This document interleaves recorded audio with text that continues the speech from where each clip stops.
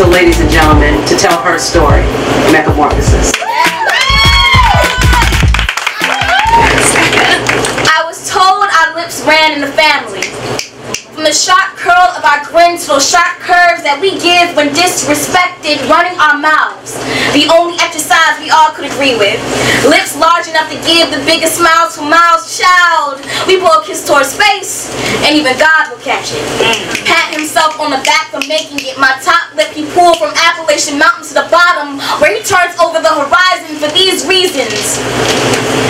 We were never, excuse me. For these reasons, I was never ashamed to show them. Until one day, some big-headed, buck-toothed, bird-chested little boy called my lips DSLs. Dick sucking lips. Yeah, corners his friends agree with that. My lips are no longer fit to grace God's cheek, but to only give a man satisfaction. Like the pink petals on my lips were born to reach your requirements and be plucked at the innocence, please. You say I got DSLs. Sounds more like you have SLD, a self-love deficiency.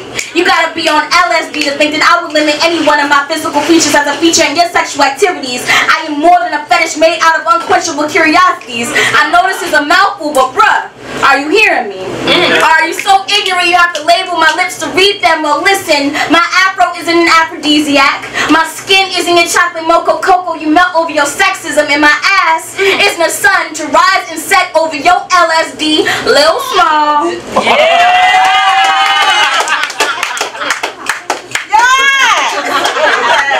And I know you're probably not used to hearing that, because women often ask your shoe size to see if you're worthy to step in their direction, when the only big feet they should worry about is the one in their mouth. Like you ain't got bigger shoes to fill in some forbidden mandingo fantasy. Well, we are more than that. We are more than excuses people use to make us seem attractive, I mean acceptable, I mean bearable to look at. So you know what they can do? LDS, leave that shit where they found it, because my lips, SBL, speak dynamic language, and you, LDS, leave diligent steps in your future, because it ain't our fault that we are DSLs. Demigods sent to be loved. But never lusted. Thank you.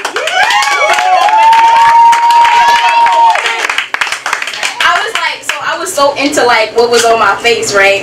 Because I was going in on that salmon burger, like I think nobody could talk to me back there, because I was just like, yeah. So that was like, do I have anything on my face? No, I'm good. All right, cool. I'm just making sure. Cause my father on his way, and so I love my daddy. I love him, I do.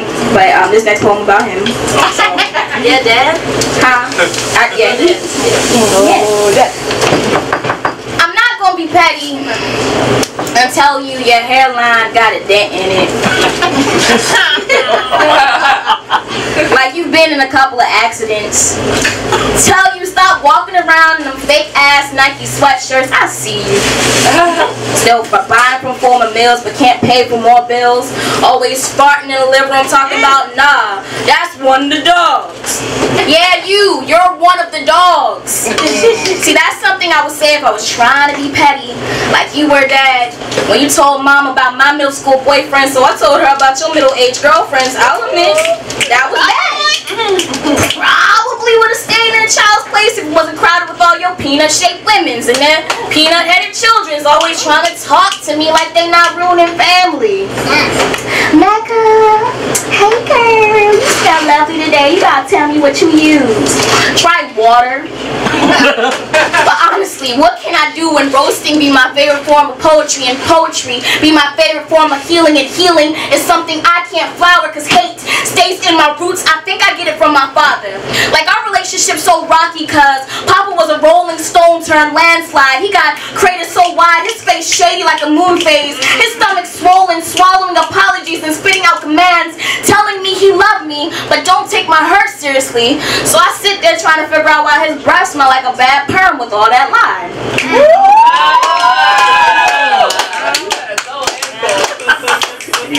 I told myself I shouldn't argue with of him the way that I do, but this hate sleeps on my soul, it's embedded. I see mom can never leave her ex-men, no wonder why my jeans gray. Can't decide to be black or white about how I feel about him, that's why I hate bad men who are good fathers, who have daughters, cause it don't matter what I say to hurt him, the only person that's roasting is me.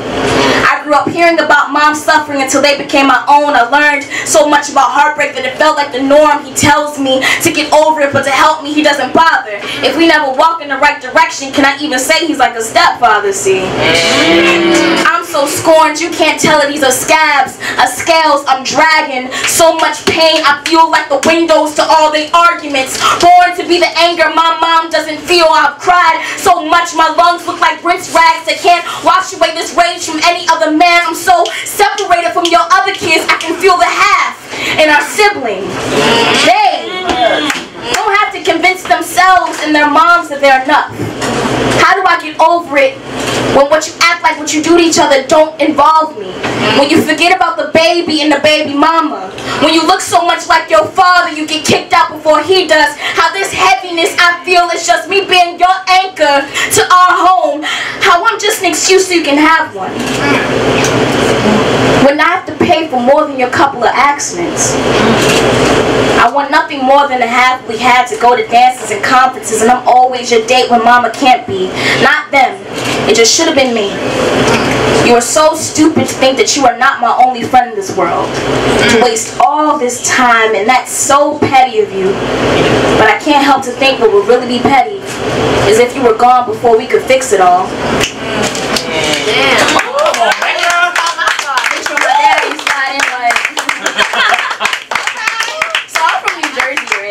Okay. Yeah, so I talk really fast. I'm trying to slow it down. Everybody can hear me, right? Yeah. Okay, that's cool. I got a new poem for y'all. Okay. Fresh out the bum bum. Yes. Yes. I got it. You're welcome. Alright. If a penny saved was a black girl returned, would it be easier for you to pay attention to our gaps in evidence and aggravations? You can't find black girls because of doubt, but found Tom Brady's jersey because of all his clout. So black life don't hold precedence unless it involves dead presidents. If only we evolve past ignorance, what common sense is it? Treating our girls like common sense, our mistreatment has been common since America started its great coin collection. These pretty pennies getting lost in couches and mattresses and streets and alleys in DC and Baltimore and Nigeria 60 years ago, 200 years ago, and 1,000 more years to come, just slipping through the cracks of time. Y'all white women marched through DC streets looking for your independence, but in March didn't want to put your hands in a drain, need work of activism, afraid to touch something dirtier than your intentions. Why haven't I gotten Amber Alerts for our black girls? Like Anaya don't want to come home either. Y'all wouldn't take a chance of a coin to flip in front of you. Your movement is two-faced. And why I'm flipping out, because me and those girls got the same face. And when they are runaways, it's because they're being mistreated and beaten at home and won't be left alone because of the copper they're toned, and by their own they are sold because they're a few shades darker than gold. It boils my blood to the mineral. Now ain't it irony how most men curse black femmes' names before they say them, then trick their ways to lay with them. There is sex traffic in our cities, and these girls have been paying the tolls. Why must we choose? Yeah, you got it. I'm out getting all work. You just going in. You going in, Chloe. You going in. Why must we choose due to different abuse, sexual, emotional, or systematic? America make it seem we must choose the ladder instead of use the ladder to raise to a better solution. I pray this poem pipe for your children from the rats that try and kill them. I try to connect through our curl pattern, but there's only a price over their head they hold onto my lungs at night, so I scream for them in the daylight. It seems these penny dreadfuls end before you start them, since every scene is a disappearing act. My girl Sadia said black girl magic shouldn't work like that. So I put my 2 cents in to get our girls back, but they falling deep underwater, and these cops only wishing well. They don't care if a black girl saved was a penny earned. We could have all the money that they can give them living that they deserve. I want these hashtags turned tic-tac-toe, crossing out where X marks the spot every time we find these treasures, burn through these cities until my embers alert screaming, where are they? Where are my black girls? Where is the change? Yeah.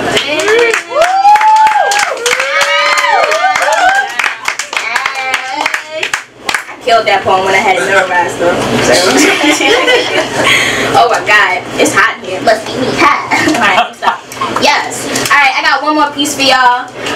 You can follow me everywhere but my house at Meccamorphis. M-E-C-C-A Morphosis. Like metamorphosis. We good? Yeah. Okay. Just making sure. And also I have a youth open mic called Soapbox Open Mic. So if you know any youngins or y'all can come too, like it's cool. We all family. Y'all can come too. And it's free. When? It's only $3.99. So that means you put in 99 cents, and that means that's mine. Alright.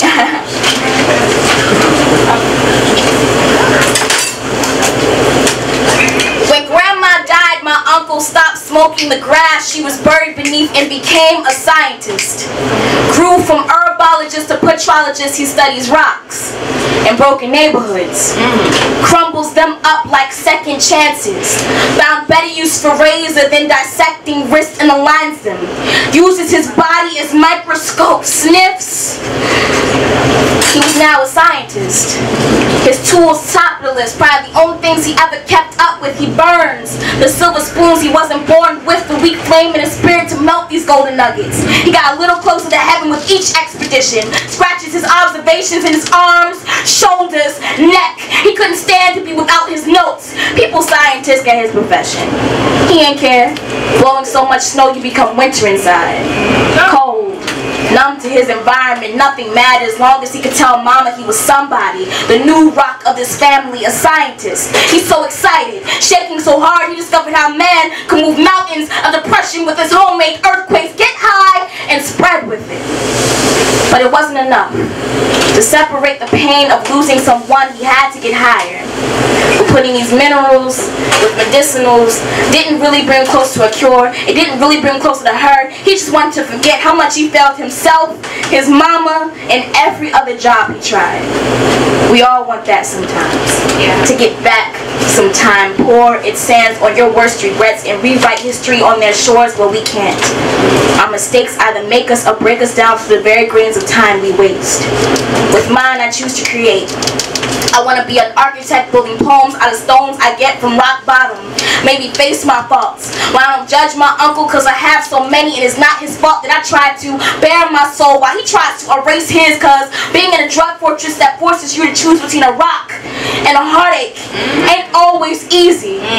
Especially when one dose can get rid of all the depression and one hit can knock out everything you hate about yourself, and just a little more dust can bring back lost angels to apologize for not being there the first time.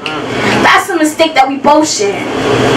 And I asked my uncle, why don't you just write about it, man? I mean, it always helps me. And he laughs, cuz my uncle, he's not a writer, but he is a scientist. And prove that it is illogical to define loss. You only feel it.